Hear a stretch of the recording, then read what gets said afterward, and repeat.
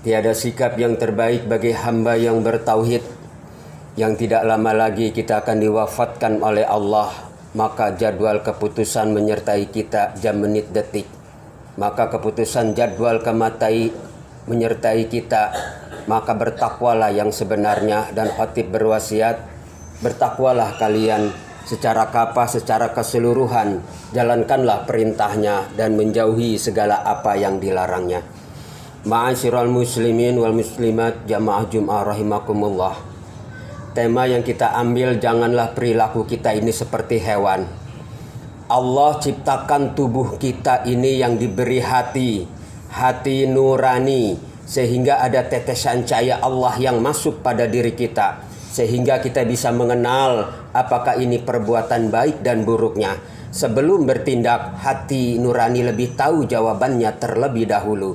Pasawwa kafadalak, ia cenderung ingin melakukan suatu kebaikan. Ada makhluk Allah yang disebut malaikat, diciptakan dari nur cahaya, imaterial, karena itu tidak butuh material. Dikasih akal tapi tidak diberi nafsu. Kalau malaikat selalu benar, tidak istimewa. Kalau malaikat tidak pernah salah, nggak aneh, karena tidak ada yang bikin dia salah. Sebaliknya yang Allah ciptakan yang namanya binatang, dikasih otak tapi tidak diberi akal, hanya diberi nafsu. Kita lihat sapi, kambing, kalau sudah melihat rumput tidak peduli halal haram, ini sawah siapa, dan wajar itu binatang. Nah, makhluk yang ketiga kita ini dikasih otak, dikasih akal, dikasih nafsu. Setiap hari kita dari mulai tidur sampai bangun kembali bergejolak perjuangan antara akal dan pikiran nafsu. Kadang akal menang, kita naik kayak malaikat, cuman potongan manusia.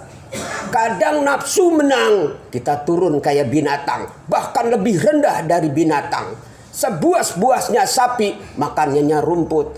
Tapi kalau manusia sudah buas, menghalalkan cara-cara apapun ia lakukan asal tujuan tercapai. Agar akal bisa mengendalikan, Allah perintahkan agama. Hamba yang beriman tidak mungkin bisa tergoda oleh bujuk rayu. Hamba beriman tidak mungkin tergoda oleh nafsu sesaat. Hanya ngebela perut, makan minum perut martialisme, di bawah perut hedonisme. Itulah biang kerok keladinya manusia berbondong-bondong masuk ke neraka jahanam. Karena tidak mampu mengendalikan perut dan di bawah perutnya. Sumber dari kemaksiatan, sumber dari kezaliman. Hubudunnya rasul likulli hatin. Manusia melakukan maksiat itu karena cinta kepada dunia. Mereka bagaikan hewan-hewan. Wattaba'a awahu famasaluhu kamasalil kalbi in tahmil alaihi yalhas wa aqruhu yalhas. Sejatinya kami ini ingin memuliakan derajat manusia, ingin memuliakan makhlukku, yaitu Al-Quran, hudal, petunjuk yang menyelamatkan kita dari dunia sampai akhirat. Tapi mereka cinta kepada dunia dan memperturutkan hawa nafsunya. Mereka bagaikan anjing. Al-A'raf ayat 176. Allah menyebutnya anjing. Kita tidak mau seperti hewan. Kita ini makhluk yang paling mulia fi ahsani taqwim, diciptakan yang sebaik-baiknya. Kita keluar dari hewan, kita digembleng oleh Allah agar kita keluar dari sifat-sifat hewan. Kita digembleng untuk berzikir, puasa, menahan lapar dan haus, agar kita sekalipun yang dihalalkan seks pada keluarga sekalipun, kita keluar, kita menuju ke derajat malaikat. Tapi subhanallah, kita desain Allah tanpa nafsu. Ya wajar-wajar saja ya malaikat taat karena mereka tidak diberi nafsu. Sementara kita ini diberi nafsu. Itulah yang membanggakan Allah di hadapan malaikat-malaikatnya. Aku bangga pada hamba-hambaku yang berzikir, puasa. Aku rahmati mereka, aku lindungi mereka, aku ampuni dosa-dosa mereka, wahai malaikat-malaikatku. Subhanallah. Di syariat boleh kita cuci mata di jalan, di mal, di pasar, tapi cuci mata hatimu, batinmu dengan zikrullah. Allah, Allah, Allah. Di mana hati mati akan hidup kembali dan memancarkan nur cahaya sang ilahi. Mata hati kita karena mati, karena tertutup. Tidak ada aura. Sehingga selalu akan dipeturutkan oleh hawa nafsunya. Boleh kita disyariat cuci mata, dari mata turun ke hati, dari hati turun ke maluan. Itulah biang dajjal manusia masuknya ke tubuh manusia. Wa syaiton yadrilaha, setan pun akan tertawa. Inna yarahum wa huwa qabiluhum min haitsu la tarawnahum. Sesungguhnya setan dan bala tentaranya menyaksikan kalian, sedangkan kalian tidak bisa melihatnya. Allahu Akbar. Quran sudah memberikan indikasi. Kalla innal insana la yatagha arahahu stagna. Manusia memang kadang suka lupa diri apabila telah diberi kemapanan, baik secara intelektual ataupun secara materi. Karena itulah manusia sering lentar dan luntur. Lalu apa agar kita keluar dari sifat-sifat hewan? Bukan tidak ada manusia untuk berbuat maksiat, ada. Semua manusia ingin berbuat maksiat, tapi rasa takut yang hebat kepada Sang Pencipta. Itulah rem iman yang pakem, sehingga kita bisa mengendalikan pada hawa nafsunya. Apa tugas kita? Pertama zikir, kedua banyak puasa, ketiga minta ampun di tengah malam. Alladzina yadhkurunallaha qiyaman wa qu'udan wa 'ala junubihim. Berdiri berzikir, ruku berzikir, duduknya berzikir. Di rumah berzikir, di jalan berzikir, di kendaraan berzikir, di pasar berzikir. Walladzi yusolli alaikum. Allah rahmati mereka. Pagi-pagi belum ke sawah, belum ke kantor, belum berkendaraan, dia langkahkan untuk sholat duha, bersimpu di hadapan Allah. Kalau lebih baik kita itu sedekah sekemampu kita, itu artinya tolak bala, diselamatkan kita 24 jam. Dan rezeki pun akan bertambah setiap kita mau berangkat. Apa faedahnya?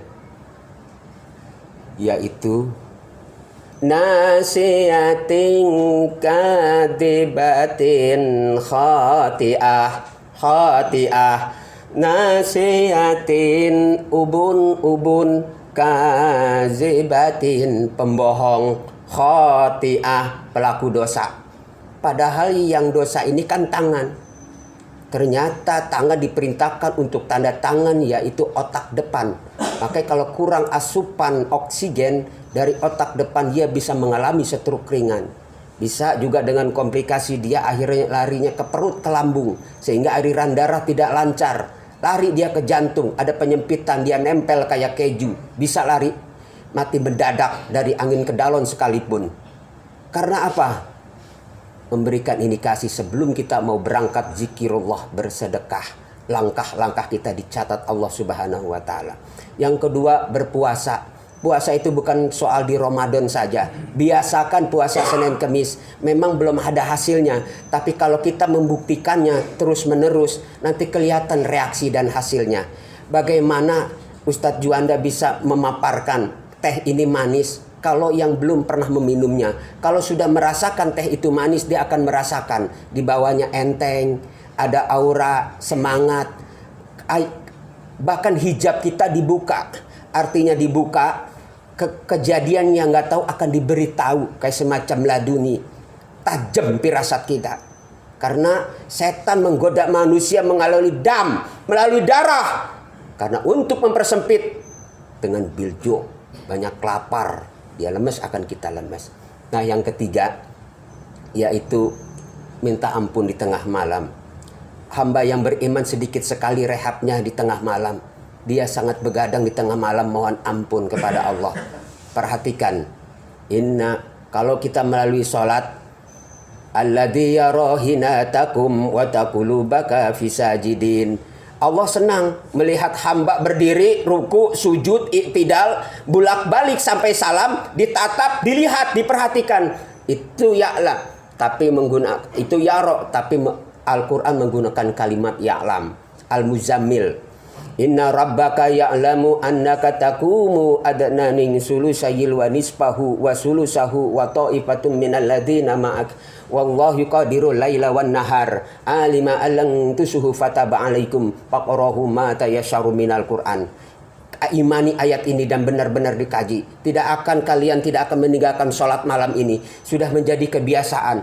Curahkan isi hati antum. Nangis di hadapannya. Tidak perlu kita dipuji oleh seseorang. Karena Allah Maha tahu siapa kamu sebenarnya. Tanpa merasa diri kita paling suci. Nangis. Kita mau tahajud kan kita sudah disampaikan. Senang banget. Rindu. Kangen. Resep. Ya Allah, hamba mau bangun tengah malam. Itu kita mau bangun aja udah disiapin minyak wangi, sejadah, sarung. Kita tidur aja seakan-akan ada yang ngebangunin tuh. Malaikat rahmah. Kangen banget. Ingin berjumpa kepada orang yang lelap dalam peraduan tidurnya. Perhatikan Az-Zumar ayat 9. Amman huwa qanitu ana lail sajidan wa qa'ima yahruju min ahira wa yarju rahmata rabbikul al yawistal ladina amanu wal ladina la ya'lamun innama yatadakaru ulul albab. Apakah sama hambaku yang bangun di tengah malam, yang mencari ridhoku, rahmatku, ampunanku, takut dengan murka dan azabku? Apakah yang orang lelap dalam peraduan tidurnya? Apakah sama hambaku yang bangun di tengah malam, yang mengenalku, yang merindukan perjumpaan denganku pada saat orang yang lelap dalam peraduan tidurnya? Sama enggak? Ya jelas beda lah. Pertanyaan historis dan tidak perlu dijawab, dan memang sudah ada jawabannya. Innama yatadakaru ulul albab. Sangat diistimewakan hanya hamba-hambaku yang mengenalku, yang mencintaiku, yang merindukan dalam perjumpaanku. Siapa? Penikmat sholat malam. Malaikat melihat di bumi ini bintang-bintang di bumi. Kita melihat bintang di langit. Tapi malaikat juga melihat bintang kita di bumi. Siapa? Kan nujum filail, penikmat sholat malam. Biasakan, kalau sudah biasa terbangun indah nikmat. Karena dengan bangun tengah malam itulah hubungan kita SLJJ sambungan langsung jarak jauh, sandaran vertikal dekat pada orang lelap dalam peraduan tidurnya. Terbayang dosa-dosa yang kita lakukan. Curahkan seluruh isi hantum. Apa kata sabda Rasulullah? Kalau orang yang tidak pernah melakukan tahajud, bayangkan bagaimana muka pipi setan ada di telinganya. Kalau kelihatan, kalau di pagi hari kelihatan, itu masih bisa kecium. Ini mah nempel di telinga, di pipinya. Pekerjaan yang agak rumet, agak males. Tapi disitulah kita mau berdialog dengan Allah bermesraan. Rindu adanya di tengah malam. Kejadian sholat, ngambil sholatnya aja itu nggak sembarangan. Nyawa Nabi Muhammad taruhannya. Itu sampai ke Sidratul Muntaha. Jibril pun tidak sanggup. Disitulah curahkan seluruh hati antum di hadapan Sang Maha Pencipta. Insya Allah akan terbuka semua jalan keluarnya. Barakallahu li wa lakum fil Qur'anil azim wa nafa'ani wa iyyakum bima fihi minal ayati wa dzikril hakim wa taqabbal minni wa minkum tilawata wa samiun alim fastaghfiruhu innahu wal ghafurur rahim.